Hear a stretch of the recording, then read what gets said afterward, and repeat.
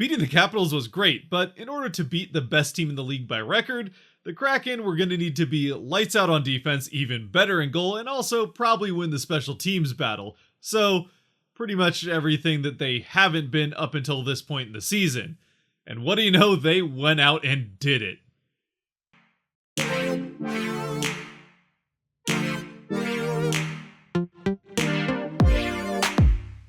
What's cracking, everybody, and welcome back to Kraken R&R for a second Seattle Kraken win in a row, and a second big upset in a row at that. Of course, the Kraken were coming off of that big important win against the Capitals that ended the 6-game losing streak and, probably more importantly, showed some marked improvement in their defense and goaltending from Grubauer. That having been said, DC was on the second half of a back-to-back coming into that game, and while they have gotten off to a good start this season, the Carolina Hurricanes, who came into town tonight, have gotten off to an even better one, as they had the best record in the NHL coming into tonight with a 14-2-1 record. So I think it's safe to say that not too many people outside of that Kraken locker room, and maybe even some of the people in it, saw this 2-1 win over the Hurricanes coming. Though with all that having been said, well, most of them probably wouldn't admit to it with the whole take everything one game at a time, every game's the same type of mentality, I think it's likely this game was probably circled on a number of calendars throughout the Kraken organization, as there are a number of people that have come over from Carolina to work with Seattle, whether they came over by choice or after the Hurricanes let them go. Obviously, chief among which being Carolina's former captain, player who has his number retired by them, and also their former GM as well as current Kraken GM in Ron Francis, as well as their expansion pick Morgan Geekie from the Hurricanes, and even to some extent John Forsland, even though he really doesn't have much impact on the game itself, just how we enjoy it. And boy, did this game have to feel much better for those guys in particular.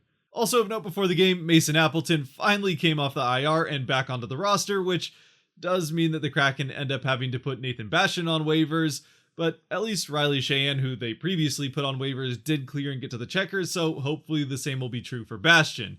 Either way, it's great to see Appleton back in the lineup, and he did have a pretty decent game even though he doesn't get on the scoring sheet. And as we get into the game, early on, the Kraken already clearly looked much more like the team that had just beaten the Capitals than the team that we saw for the entirety of that losing streak, especially defensively, where they were playing much stronger than we've seen for the majority of this season. And sure, they still did have a few missed passes and turnovers here and there, but every team's gonna have at least a couple of those, especially when you're facing an opponent as good as the Hurricanes, who are able to force them out of you.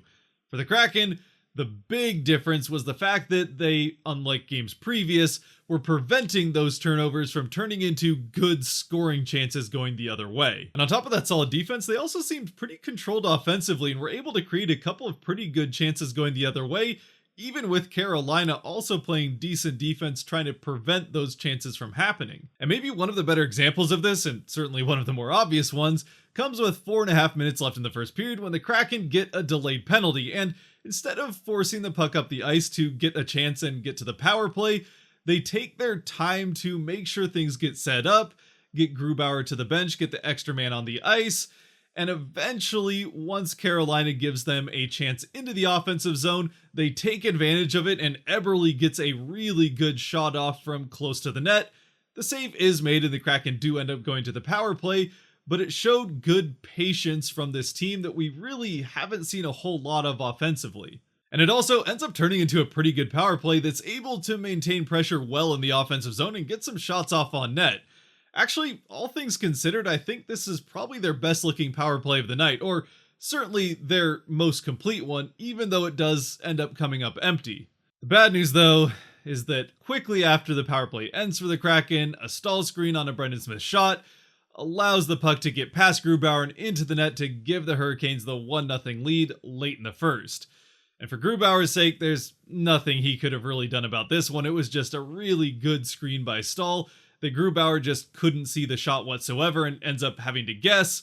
He, of course, guesses wrong, and it is a 1-0 lead for Carolina.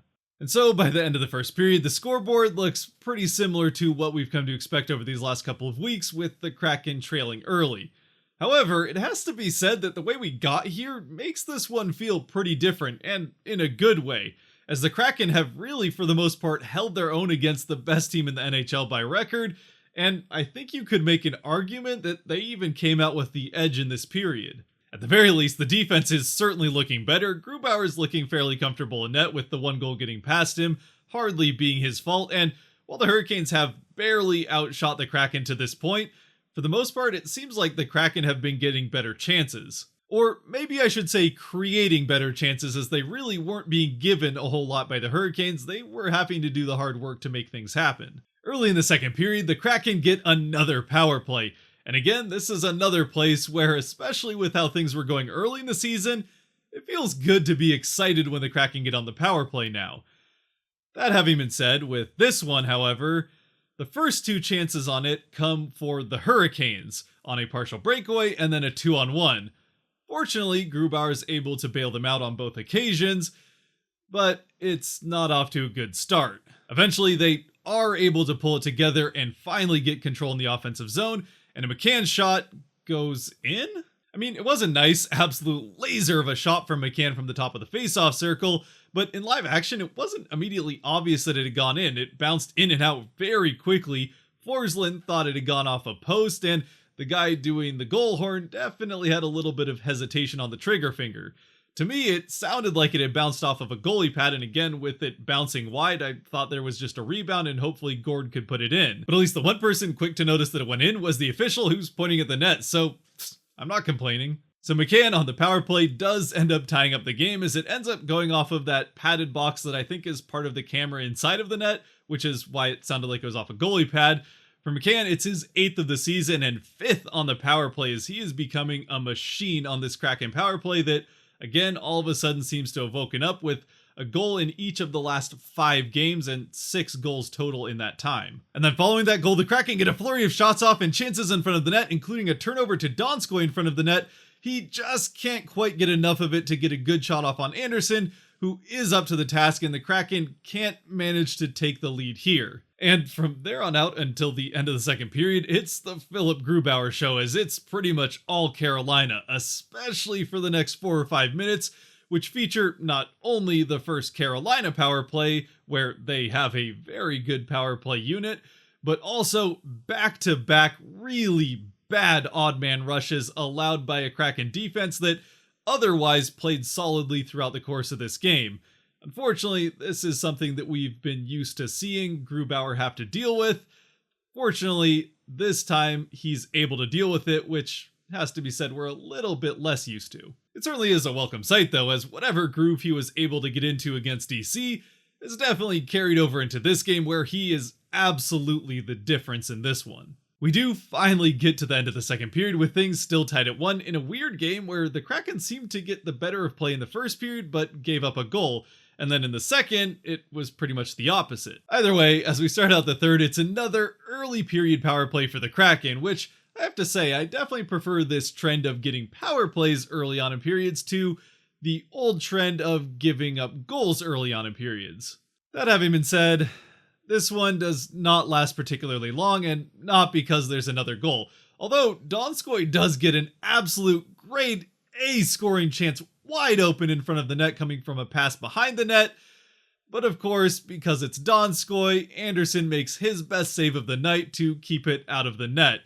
And if Eberle was snake bit at the beginning of this season, that snake still has its teeth dug into Donskoy and is hanging on for dear life, as he cannot buy a goal to save his life. I mean, I guess if once he does eventually get that first goal to break the dam, if it leads to a flood of goals like it did for Eberle, then I'll take it, and I think he will as well. Either way, right now, he's having a tough go of it, having that puck luck just not in his favor whatsoever. And then to rub salt into the wound, this time for Donskoy, immediately after having been robbed of yet another goal, he's caught for holding, which kills off the rest of the Kraken power play. We go to 4-on-4 and then get a minute of a Carolina power play.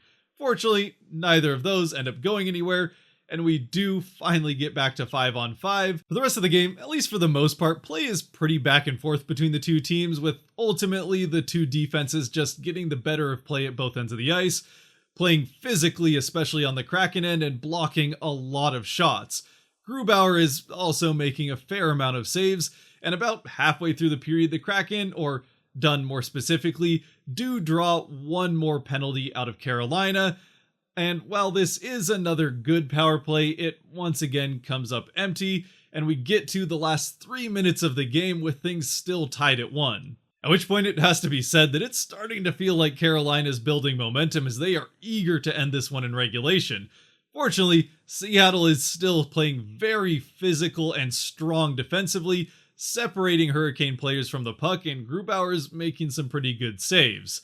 Tanev eventually is able to get the puck onto his stick with about 3.5 minutes left, cuts through the defense on a solo rush, eventually though just isn't able to get past the last guy and can't get off a clean shot. The puck does get back into Seattle's end where, again, they play physical defensively, separate the player from the puck, and a pass from Tanev releases Appleton, who again is stopped defensively on a nice play and can't get a chance on net.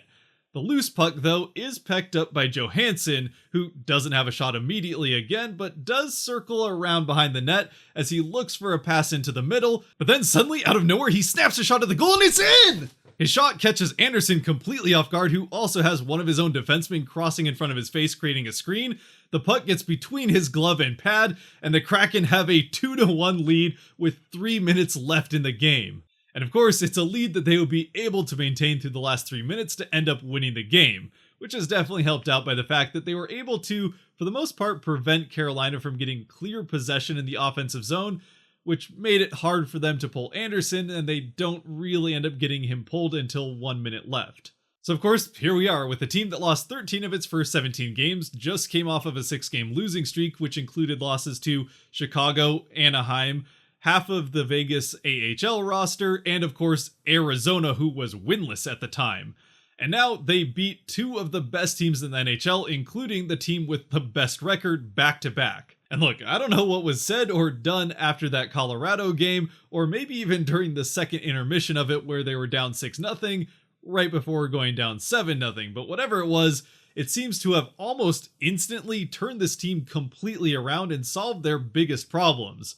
Obviously, the power play was the first problem, and you could say that that was probably solved a few games ago, as they are now on that scoring streak, or at least we hope that it's solved anyway. Even still, though, they were still giving up all sorts of terrible odd man rushes on bad turnovers and playing very sloppy defensively, and then as far as offensively, the passing was anything but crisp. Soggy's the word that we've been using. And now, all of a sudden, they seem to be able to transition pretty well into the offensive zone. Passing looks a lot better, and the defense in these last 2 games is night and day different from what we had seen really for the most part up until that Washington game. Sorry, DC game. And sure, over these last couple of games, they have been giving up noticeably more shots on goal than they had been previously. They're also doing a much better job of keeping those shots for the most part to the outside, and again, preventing those high leverage, more dangerous odd man rush type of situations. And for Grubauer, he's been doing a much better job of controlling rebounds, which also makes a pretty big difference. What the Kraken were able to do against the Caps was obviously fun to see, and also a really good sign of improvement, but it really wasn't until the end of this game that I finally found myself thinking, and really this probably would have been true even if they had ended up losing the game 2-1 rather than winning it, that this is finally exactly the team that myself and those of us who were optimistic coming into the season were expecting to see. A team that was solid defensively and had really, really good goaltending behind them. And on the offensive end, were able to take the few chances that were given to them and made a couple of them count. Again, though, even if that is what we expected coming into the season, we really hadn't seen it all come together in one game until this one for the first time. Might have taken 19 games, but hey, better late than never. And yes, you can fairly point out that this is still an expansion team, and early on in the season, they were probably still just learning how to play with each other, and to some extent still might be. But I don't even think that it was all that, as early on in the season, it seemed like the team's plan was to win games on the forecheck, and then try to not let it hurt you too much going the other direction.